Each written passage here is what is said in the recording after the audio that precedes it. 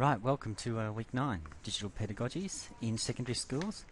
We are doing the second half of our week 8-9 double sequence, where we're working on building our table, our pedagogical table, our expression of intent.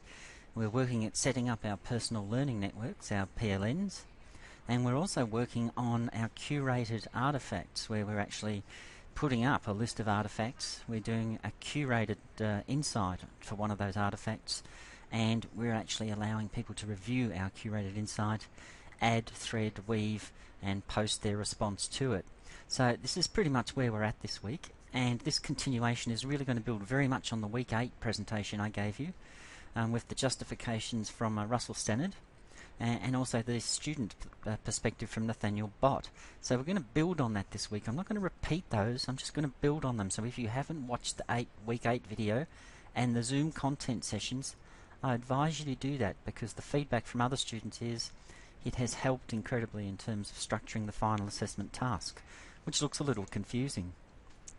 Now, we talked about the role of the teacher, and the teacher is going to play a major role in shaping the conditions in which students become engaged in their own learning. Now, early in the year I talked about Betty Collis and the contributing student model. That is my model, my pedagogical model. That is how I use digital learning in the classroom. This assignment task, assessment task 2, actually asks you to specify a mini unit and your own digital pedagogy. So in this mini unit, how are you going to help students explore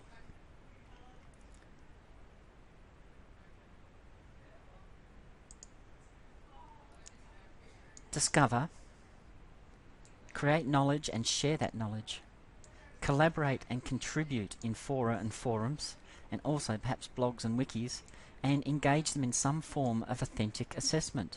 So it's really important that you think about how you're going to do this. And again, we're talking about a major shift from traditional face-to-face instructional teaching. Okay, we're not talking about pre-selected study materials, we're talking about learning via activities which students become co-designers for themselves and for others. So we're looking at SAMR, okay, the redefinition of learning as we know it, and the reapplication of learning objects in a digital and a web environment. So web environments and network technologies become really important themes in this unit of study. We talked about the task this week, and on the surface it does look confusing, but you'll note that Wendy has actually issued a document with a model answer. Now the task is actually very, very stepwise. In other words, first of all, you complete your table. Okay, you've got to find inspiring lessons to suit and support your pedagogy, and that may work as an example of your learning design. You've got to find lesson plans, unit plans, teaching ideas, digital tools, and I'll try and show you some today. You've got to link to activities that are embedded in your Assessment 2 portfolio. And once you string those together, your aim, of course, is to form a mini unit. Now, you get your mini unit by creating a Scoopit collection, and to that Scoopit collection you add a curator's insight. Now, they can be large or short insertions or descriptions of your resource and how you would use it. But you are the curator, you are actually talking about your pedagogical intent within your Scoopit collection. That is then going to be read, okay, by others to whom, for instance, you issue your Twitter account details, and students may browse. Students from the same discipline area as you form your network, may browse your Scoopit resources and comment or review your annotated curator's insights.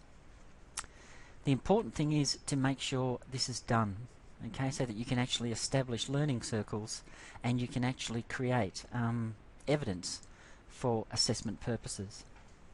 So it's really important to comment on these insights in your learning circles.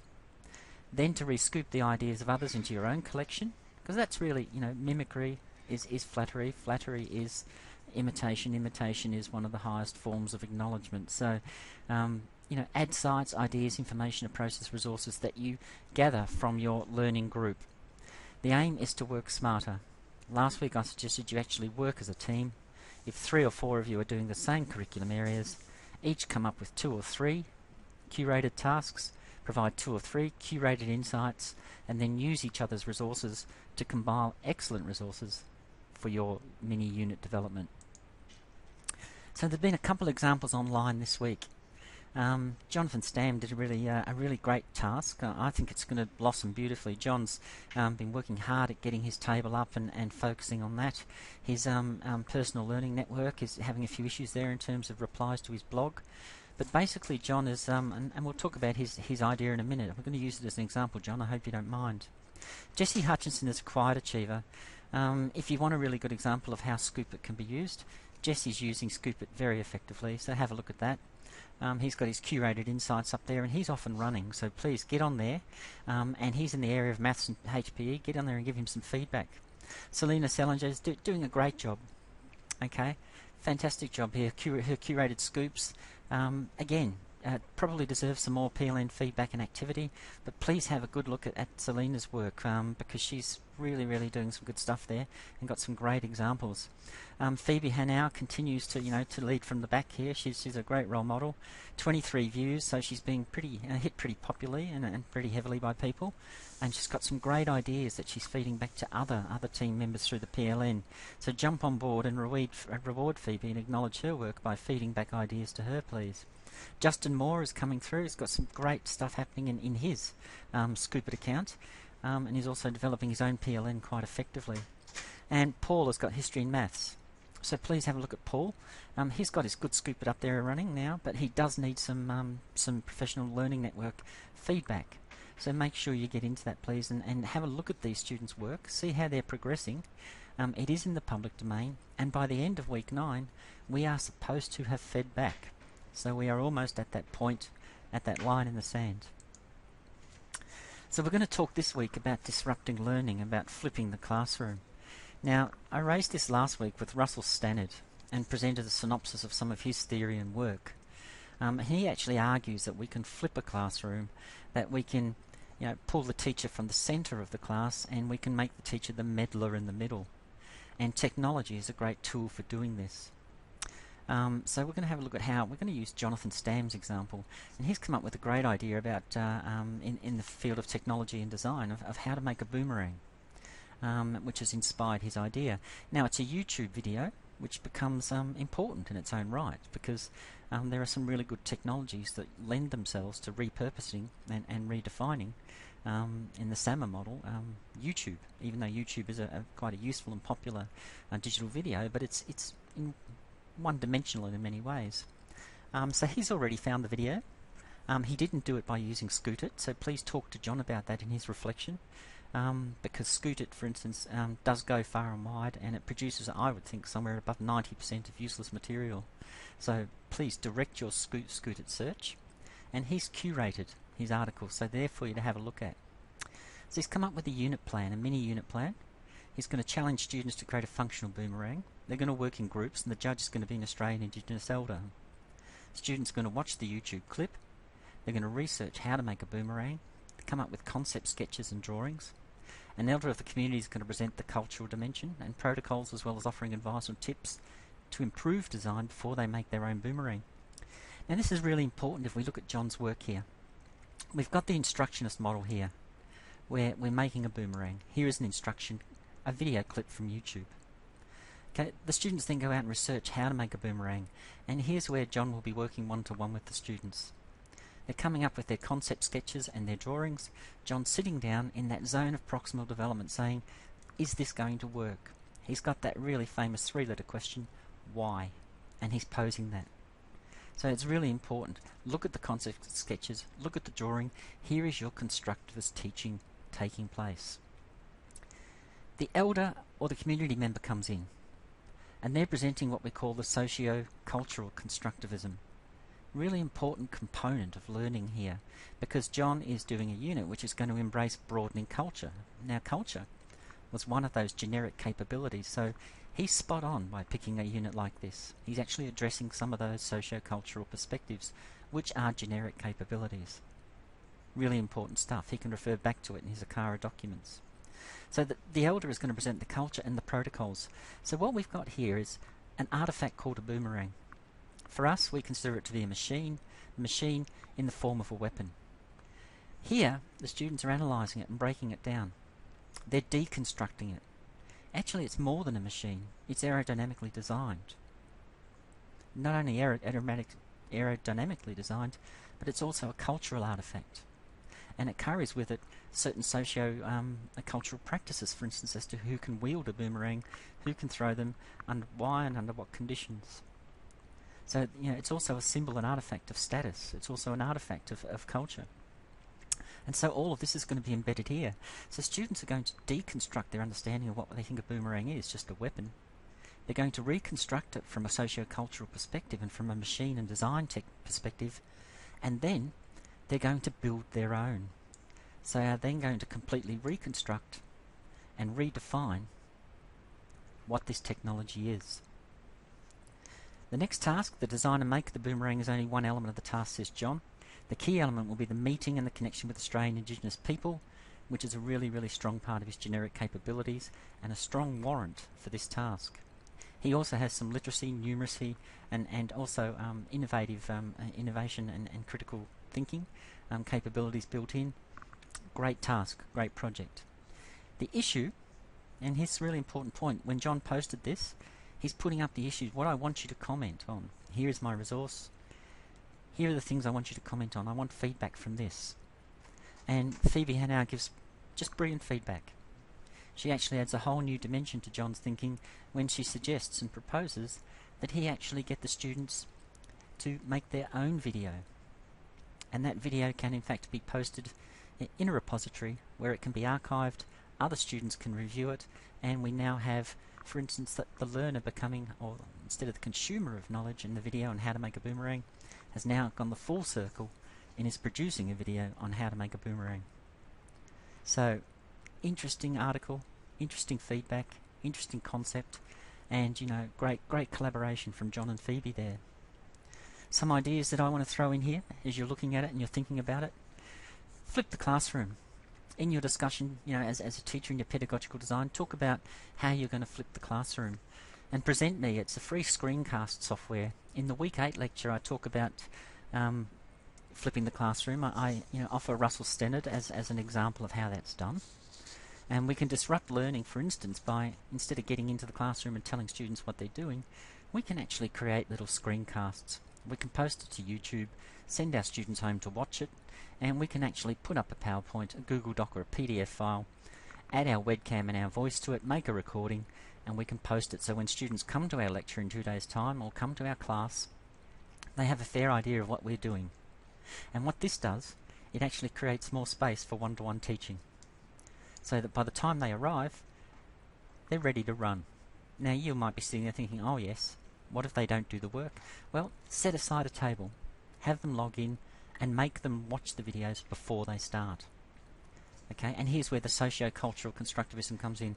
They'll soon start to learn that they're going to get left behind if they don't do that. And they'll actually start to really enjoy the videos and see the value of it once they get in the classroom and see what's happening. So you can post videos to a virtual classroom, just to a blog, where students can log in and watch it on their own time. You can supplement it with readings, post an article. You can build mental models. Okay, alright, here's this concept, here's an exam question from last year, here's what it asked you to do. Think about it, we'll discuss it in class. You can set up a tale of two teachers. Mr. Smith and Mr. Jones, they're having a mock debate on two concepts. They each present a different perspective. Students are to watch the videos, compare the opinions and their approaches, and roll along to class ready to discuss it. Notice how a lot of the teaching is happening beforehand. Giving feedback. You can take some student assessment, for instance, blank out the name, make it anonymous, open the student assessment in Present Me, and talk to it. As you can see, this is a distinction response. Why is it a distinction? Okay, this essay was on the armistice agreement. Why did it reach the criteria it did? Here's how they got their results, here's where they got their marks, and here, most importantly, is where they lost marks. Now, Agirus in 1994 called this double loop learning. So you can actually get students to present the work, and it takes the focus off the grade and puts it very much firmly on the learning. So it is a higher order pedagogy. Students then can also use Present Me to present back to the class. And this goes back to Phoebe's idea about making a video. How do they make video? Okay, Present Me is a simple, free piece of software The student version and the teacher version, it's not as I guess as functional as the pay for use version, but it certainly enables you to make very deliberate responses and presentations. These can be archived and you can build a repository. So you have a continuous, reusable, repurposeful and repurposable learning asset. We talk about higher order pedagogy. Now here's another one that I want to talk about. Last week in week 8, Russell Stannard presented a fabulous presentation. In it, I talked about how we balance group and individual learning. So if we can free up the classroom and create a lot of space in face-to-face learning for the one-to-one, for the Vygotsky and constructivist type work where you're down in the trenches working with students thinking, okay, you can do that by freeing up time in class. How do you do that? By tipping the class, okay, by flipping it, by pulling some of the activities you'd normally do in class out of class and embedding it in technology. So one site that really helps you do this, and some of you may know this, is TED-Ed. Okay, just Google it, TED.ed. Here you can actually use any YouTube video, and this is the reason why I actually recommend it for John, because it's a fabulous resource, because you'll find on there are thousands and thousands and thousands of examples used by teachers already, all broken into curriculum areas, and you can actually search them by curriculum levels. Now these sorts of resources really help you create a flipped classroom, okay, because it really is flipped learning content for your lessons. You can choose any YouTube video and you can build learning activities around the video, create quizzes, discussions, additional links and articles to read. Okay, you can also make it shareable with students through blogs, and it's free, so you can get students to create their own activities for other students to do. And so Phoebe's idea, Phoebe's notion here of students creating their own video on how to make a boomerang is a real possibility. And the nice thing about this site, and I'll take you to it in a second, is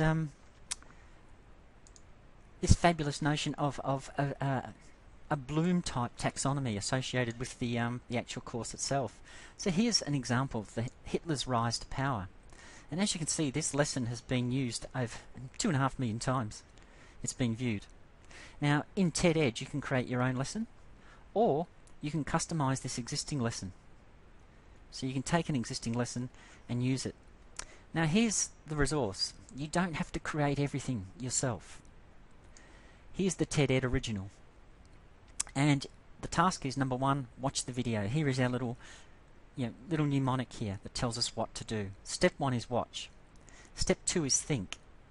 And as you see when I scroll on that, there's actually a series 4 multiple choice and 3 open-ended questions, just to engage the students, to hook them in. You can design more, you can add more if you want. You've got the dig deeper link. For instance, we'll look at the here we go. Here is the think link. Multiple choice items. We can go to dig deeper.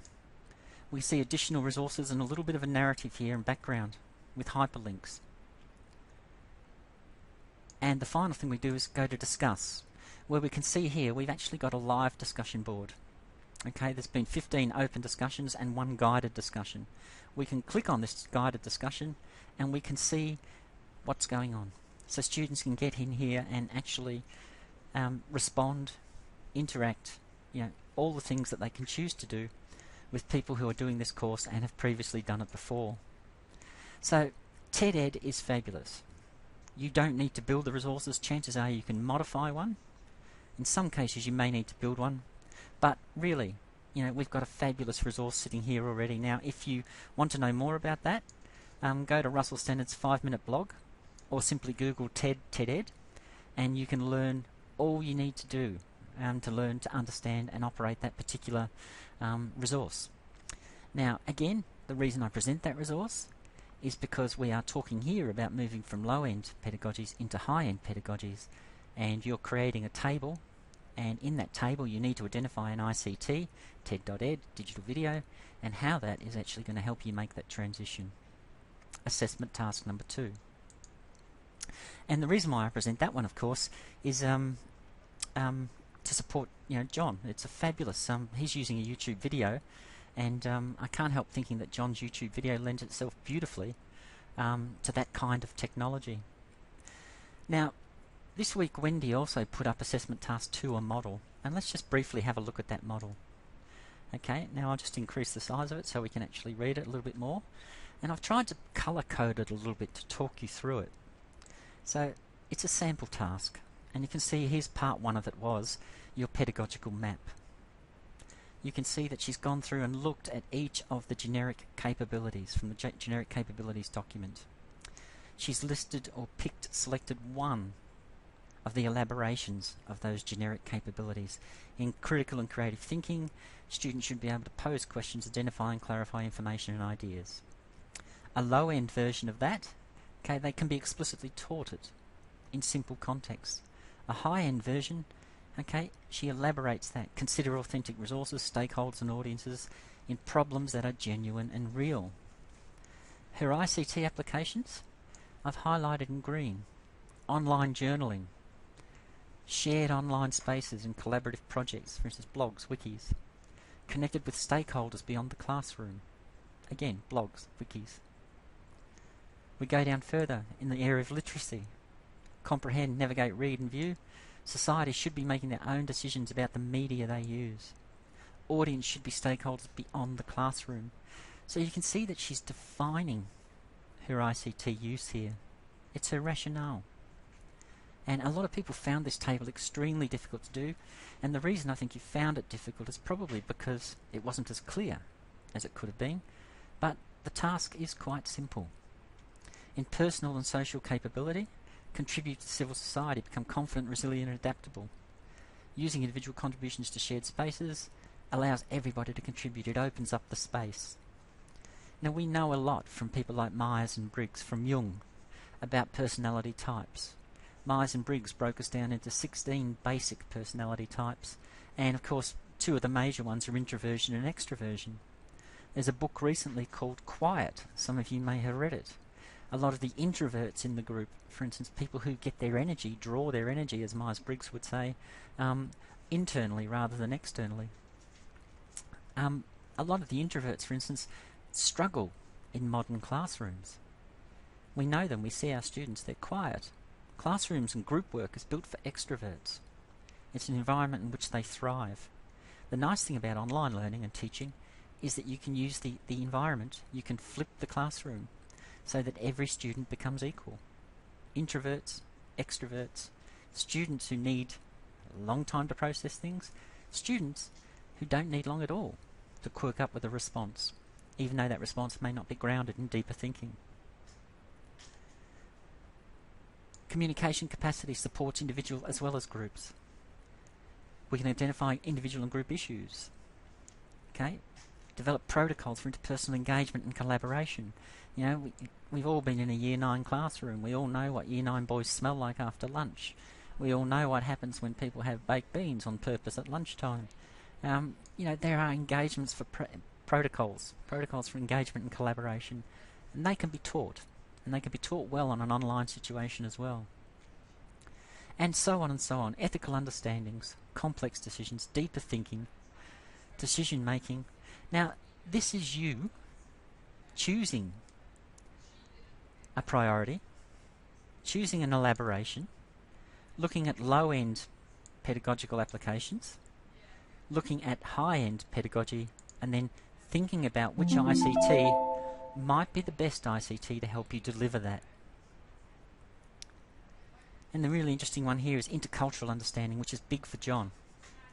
So this really should appear on his table, because again, he's using, you know, you can't, for instance, create a task in a mini unit which is going to engage in, you know, extensive intercultural consideration and socio-cultural reconstructivism and not point to that in your table, because it would be really weird, wouldn't it?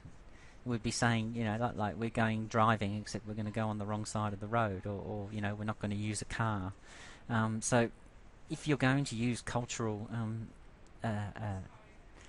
capabilities in your model, in your mini unit, then you must have them embedded in your table, because there needs to be consistency between what you put here and what you ultimately develop as a unit.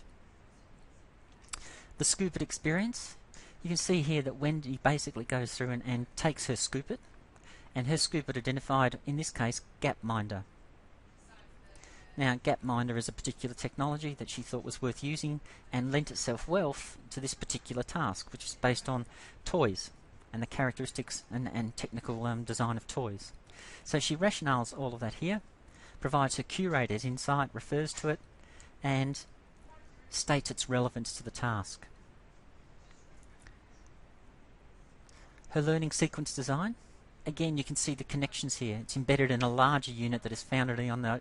So she's pointing to where this mini unit would sit.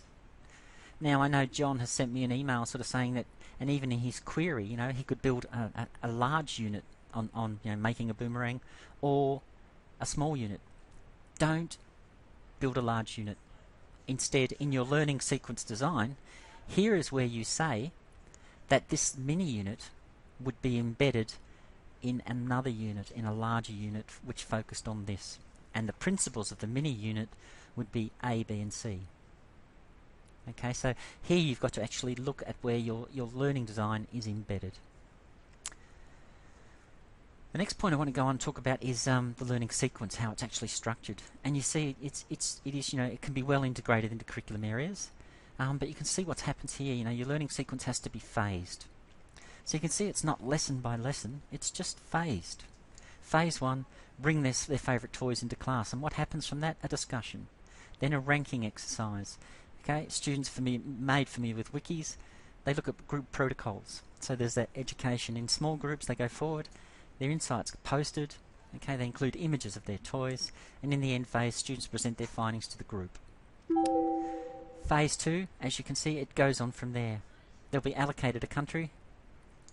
After a brief global introduction to each country, a Google Earth, and so on. Phase 3, students will work in groups to perform the same assessment, and so on. As you can see here, it's an elaboration of your curriculum intent. Here is your sequencing. And then when you get to the next stage, okay, you start to look at, beyond the student narrative, you start to look at the ICTs you're going to use in each of those phases. Okay, so notice here, you've got phase 1, 2 and 3. And in the next stage, we've got the learner's narrative. I'm Lewis, I'm 11 years old. What's happening to me in phase 1, phase 2, and phase 3? Okay. And finally, the ICT outline. What is happening? And I would say phase 1, group wiki. Phase 2, my other ICTs. And phase 3, I would make it explicit as a student in this program. I would make it explicit because in talking about my sequence, I've gone phase 1, phase 2, phase 3. In talking about my experience as a learner, I've gone phase 1, phase 2, phase 3. So in talking about my ICT outline, I will also go phase 1, phase 2, phase 3.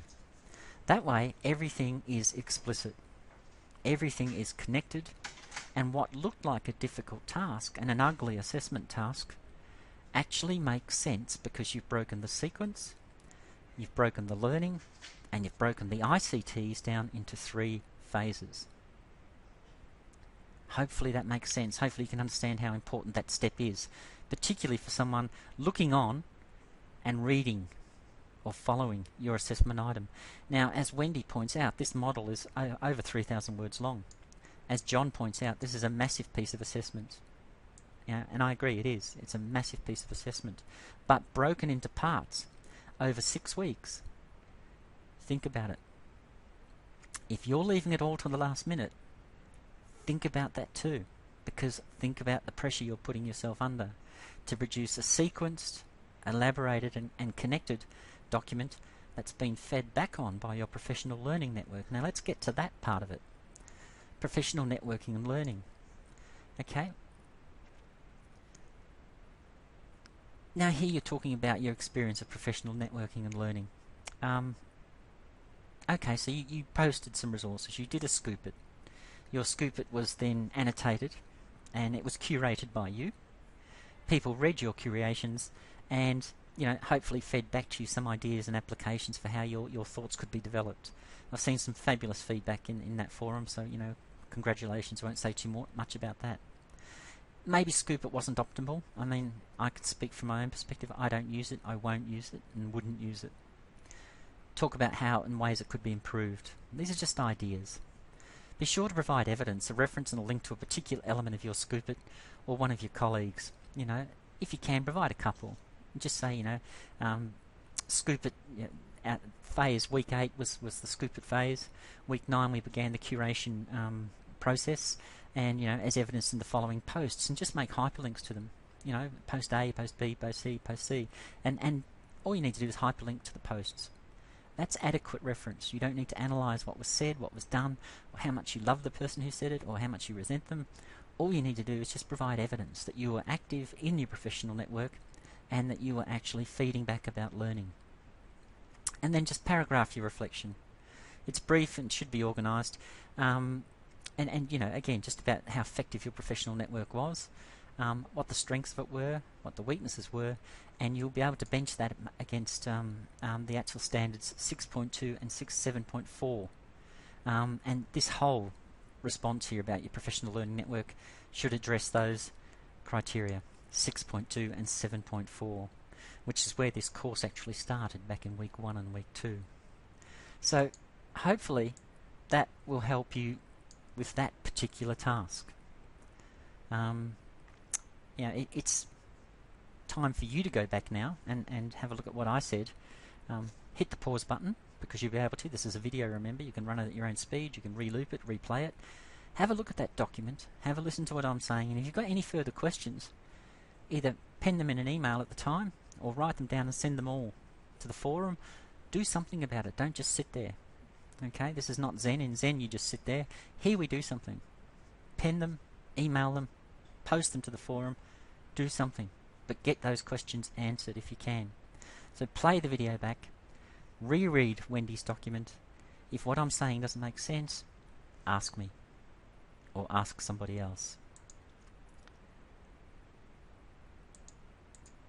Now, just to locate us, I've been on the blogs again today. We're about 50% of people are starting to scoop. 50% are not. Now, that's obvious because you don't even have a Scoopit address.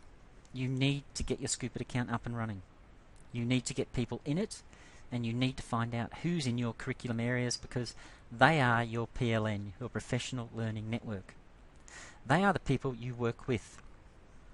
So you can re-scoop from those people. But you must also provide them feedback. And they must provide you feedback, because evidence is needed of your contribution. So what we've done so far, we've drawn on our general capabilities for the curriculum area. Now we have done that. That was week 6. Okay, we added to our summary of pedagogical insight. That was our table. This is drawn from our unit materials and your ideas from assessment task 1, where you've done so many ICTs. We've then started to link the pedagogical insight developed in our general capabilities in pedagogy to the ICTs. And we've done this by looking at SAMA in terms of what is low technology and what is high-end pedagogy. So what is low-end pedagogy? Direct instruction, teaching a purposeful skill, teaching analysis, teaching addition. All of these things can be teaching problem solving. All of these can be taught in an instructional mode. At the higher end pedagogy, though, we can use technology to explore that more thoroughly and more in depth. Hence the use of the SAMA model. How do we repurpose, we substitute right through to redefine learning using technology. What we're doing now, week 8 and 9, we've developed an understanding of our PLN. Okay? In other words, we've formed one.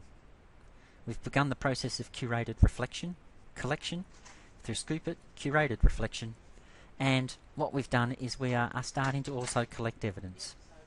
Now for me, and I'll say it again, the best sort of evidence you can submit to your assessments, and these are the ones that I will be marking, will be hyperlinks embedded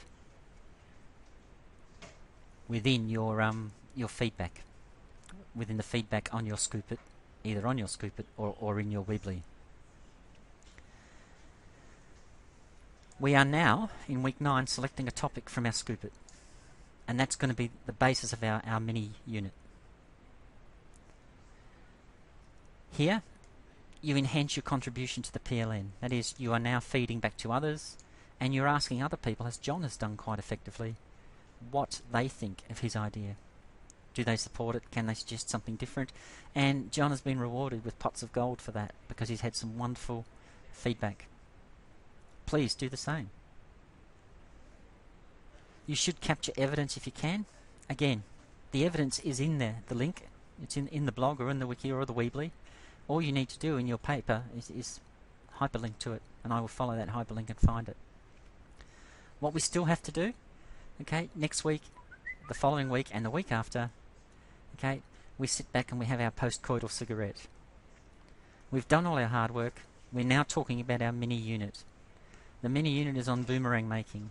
It could be in a generic terms work of tools or wooden implement, handcrafting. What are the political aspirations of the course? Okay, a digital pedagogy that works, that delivers high-end, deeper thinking and learning. We have to evaluate our ICTs. In other words, which ones are we going to use? Our final table at Phase 1, Phase 2 and Phase 3. How are we going to SAMR a unit that we would have taught once upon a time? So John may take, for instance, a unit on digital boomerang video. Would have been shown to students, and then the teacher would have got out bits of wood, and the sanding and processing would have started. Alright, how can SAMR change that? How can we stop it and break it down into Phase 1, 2 and 3, as well as teaching those critical design skills and technological skills? How can we also teach the socio-cultural components, okay, the group work components, the technology components, additional digital technology components? For instance, getting students to use presentation software, record, post and archive their own work. And finally, write a narrative story from the perspective of one of your students, going through Phase 1, Phase 2 and Phase 3. That's what we still have to do. The aim by this week is to be as close to step number 5 as you possibly can. Some of you are there already. Congratulations. Keep going. Okay, but do balance your workload. I know that this is a heavy task. I know it's a full one. But at this stage, if you have your plan, your mini unit sorted, it's time to sit down and look at the rest of your semester and work out how much time you can afford to give this, how much time your other subjects are going to require, how much time the key people in your life are going to require. And if you realise that you're not going to be around as much for people over the next couple of weeks, this is the perfect time to say to them, look, I've got 3 weeks of misery. I'm not going to be fun to be with, but here's a couple of dates that I'm going to set aside where we can go out as a family, or we can go out as a couple, or where I can read my favourite book, or I can eat my favourite box of chocolates. Have a look at your term. It's 3 weeks of consistent and focused output. It can also be 3 weeks of delightful moments. Think about how you can do that. Steps in designing collaborative learning. Again, it's going to be pretty much as you go. But if you think about Phase 1, Phase 2 and Phase 3, you're going to be able to build your little resource as you progress. What is my goal? My mini unit. Phase 1, I'm going to watch a video. Phase 2, what am I going to do? Okay, I'm going to do some one-to-one teaching. Okay, I'm also going to have the socio-cultural component. Phase 3 is where the students teach back, where we focus on the collaborative skills, the technology skills, the redesign, the reconstruction. And Stage 4, okay, or Phase 4, or Phase 3B, is going to be where the students actually archive their work, engage in the processes of peer and collaborative review. So think about how you're going to do this. It's a rich opportunity. Break this task down. On the surface, it looks quite difficult, it looks quite challenging, but really it's a very structured piece of assessment. Alright, I'll see you all this afternoon in the forum.